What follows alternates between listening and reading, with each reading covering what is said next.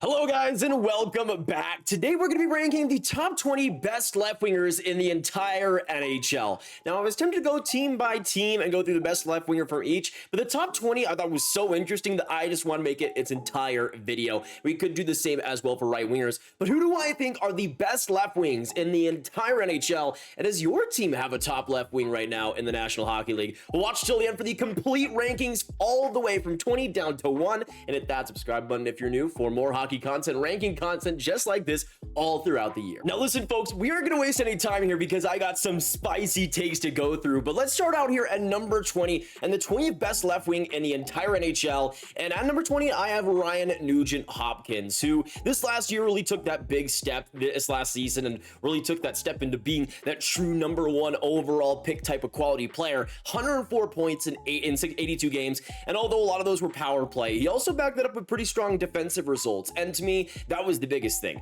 The years before that weren't anything all too special, and that's why it's kind of holding him a little bit back, but as a pure point producer can bring some defensive game, you could go a lot worse than Ryan Nugent-Hopkins, honestly. Now at number 19, and a player that is really fascinating, really underrated in my opinion, in Kevin Fiala, who even at his worst is still a fantastic point producer, especially 5-on-5, and you can see at 27 years old for LA, even though he's more likely on that second line left wing to start next year, you can see the production he's still put up these last 3 seasons. His worst was 40 in 50 games, and last 2 seasons 85 points in 82 games and 72 points in 69 games, and you can see in the playoffs 6 points in 3 games as well. That's great to see after a great World Championships, but a fantastic play driver, a guy who is just fantastic at passing the puck, creating offense, and driving play, and especially for a winger, especially at his size, that's exactly what you want to see. Now let's go on to number 18, and next up I have Carter Verhaeghe of the Florida Panthers. To me, another player, Jessica Fiala, who is extremely underrated and always has been, even though thankfully with the cup run or the cup final run the Panthers went on, he's got a lot more attention, a lot more hype, as he should. But at 27 years old, he has been grinding his way to the top, and these last 3 seasons have been unbelievable. In point production, he's been great, and you can see this last year, 73 points in 81 games, 42 goals, one of the best 5-on-5 goal scorers in the entire NHL, and that's great to see. 2 fantastic playoffs too, 12 points in 10 games in 2022, and then 17 points in 21 games in 2023. Just fantastic, keeps getting better, one of the best play drivers out there, one of the most creative players out there too, with great speed, and Verhaeghe just has it all offensively. Now let's go on here to a really interesting one at number 17, another player like Verhaeghe that's risen a lot, especially 5-on-5, and that is Jared McCann of the Seattle Kraken, who is another 27-year-old. I feel like a broken record right now, but these past few years have been really good for him. In 2021, he had a limited role playing 43 games, but had 32 points, looked great there. Then went to Seattle, had a solid start, 27 goals in 74 games. This year, though, exploded, 40 goals, 30 assists, 70 points, was one of the best 5-on-5 goal scorers in the entire league, just like Verhaeghe. And to me, with McCann, that's the bread and butter, the snipe, the finishing, and the creativity he has, the speed off the rush. It's all elite. And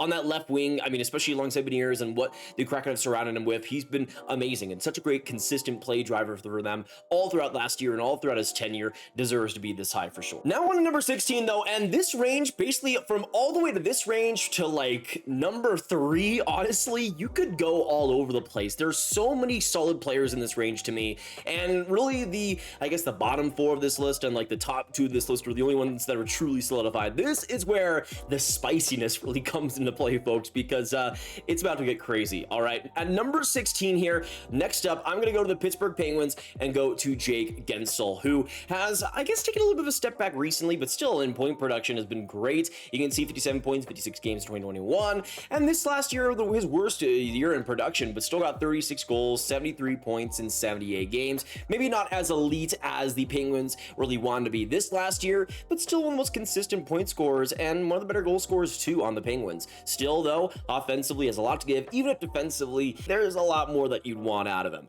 Now at number 15 here, next up, we're gonna go to a player that's been traded a couple of times last year, and that is Alex DeBrincat, who is still super young at 25 years old, and this last year definitely took a chunk out of his stock for me. 66 points in 82 games, but I think in a new situation with Detroit, he can be a lot better. That said though, when he was with Chicago, with Kane, he was dynamic and one of the best pure goal scorers in the league. I think he can get back to that, but I think in this range right now is where he should be. Now on to number 14 here though, and a player that I think kind of gets swept under the rug just a little bit, and that's Steven Stamkos of the Tampa Bay Lightning. Now I know Steven Stamkos underrated. Wow, what a great take take there. But I mean, at this stage in his career, he might kind of be. Now, he got 106 points in 81 games last year, just a dynamic regular season. But you see, of course, with a lot of what I'm judging these players off of the last 3 seasons of play, Stamkos checks that box, though, to 2021, of course, being a Stanley Cup year for him, and a great playoffs. 2022, a dynamic playoffs from him, 11 goals. And this last year, even though he took a step back in production, still 84 points, still 4 points in 6 playoff games, still great, and still one of the best offensive leaders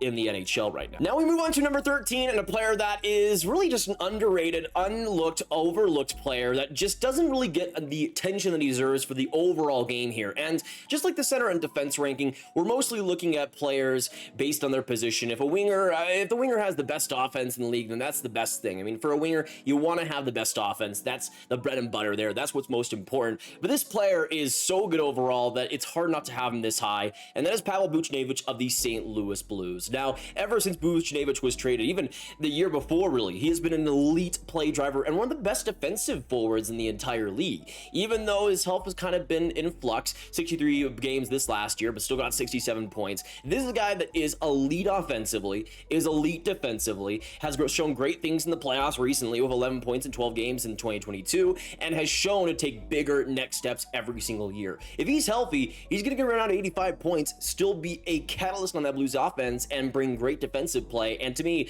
in the great winger debate, Buchnevich often gets overlooked when he really shouldn't. Now on to number 12 here, though, and of course we got to go for a classic in Alex Ovechkin. From Buchnevich to Ovechkin, 2 back-to-back Russians here. And even at 37 years old, Ovechkin is still looking like he's an absolute dog. I mean, you can see the past 3 seasons, what he's been able to do, 42 points in 45 games. Took a little bit of a step back, only 24 goals in 45 games. Then last year, 50 goals, 90 points. And this last season, 42 goals, still great in the goal scoring department, and 75 points. He's one-dimensional, sure, but Ovechkin brings what Ovechkin does every single year, and that consistency is hard not to respect.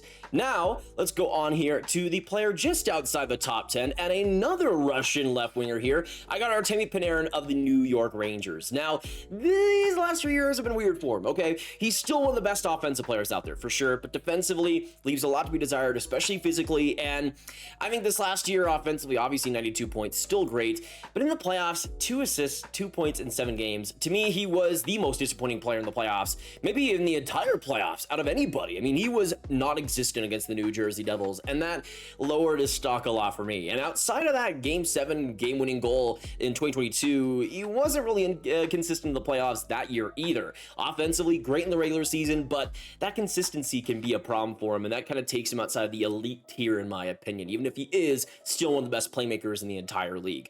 Now on to the top 10 here, though, and this is where we get into the serious stuff here, folks. Next up are the New Jersey Devils, potentially number 1 left wing. We'll see how it goes. Jesper Bratt, who at 25 years old got that big extension, was absolutely deserving of it. What he's done the past couple of years has been exceptional. I mean, 73 points in 76 games last year, 73 points in 82 games this year, though took a little bit of a step in goal scoring, and to me that was definitely important. Like Panarin, a little bit of a disappointing playoffs, but to me, Bratt is still one of the best playmakers, still one of the best point producers out there, most consistent too. He's a guy, though, that has taken some big steps, and I think if he takes a bigger step as well defensively, we could see him in that elite tier, though. He has been elite, though, these past couple of seasons. One of the best wingers out there, deserves the flowers, and all the flowers he's got. Now on to number 9, and here's where we get maybe a little bit controversial, because I think for some I might have him too low, for some I might have him too high, and that is Jonathan Huberdeau of the Calgary Flames. I think this is a good middle area, because even though a lot of people are giving up on him, I think he's going to have a rebound year next year, probably around 85, 90 points. I think he's going to be back in a great level. You can see what he was able to do with Florida in 2022, 115 points there, unbelievable.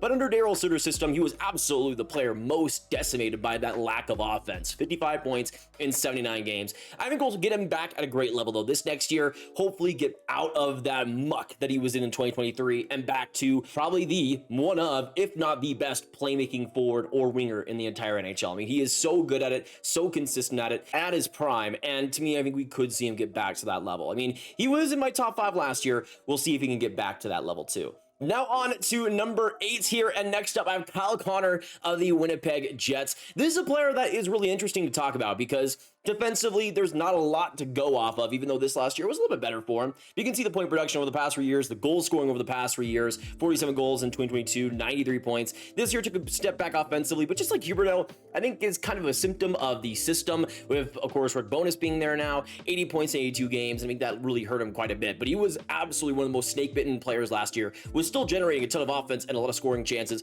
I think he'll be back in that 40-goal range next year, if not higher, and is still one of the best goal-scoring and offensive producers right now in the NHL. Now, let's move on here to number 7, and another player that I think might be, people might have a little bit higher than me, but we'll have to wait and see how much this player develops. And number 7, I have Brady Tkachuk. Now, I love the offense, I love the physical play, love the leadership that Tkachuk brings, but I do think because of what we're looking at with the 3-year sample size, I think there are some other players more impressive, perhaps, especially with 2021 not being the craziest season for him. But you can see 67 points in 79 games last year, and then this year finally got over that above a point per game mark, 83 points in 82 games, 35 goals. One of the best play drivers out there, one of the most intense players out there, but you know what he brings. He is simplistic, but at a perfect level, and for the Sens is the perfect captain. And I mean, that's exactly what you need if you're the Sens, honestly. Now, let's go on to number 6, and a player that has dropped a lot for me, but for very good reason, and that is Brad Marchand of the Boston Bruins. Now, this isn't anything against him, but because of age and injuries, it kind of holds him back a little bit. He's 35 years old, which is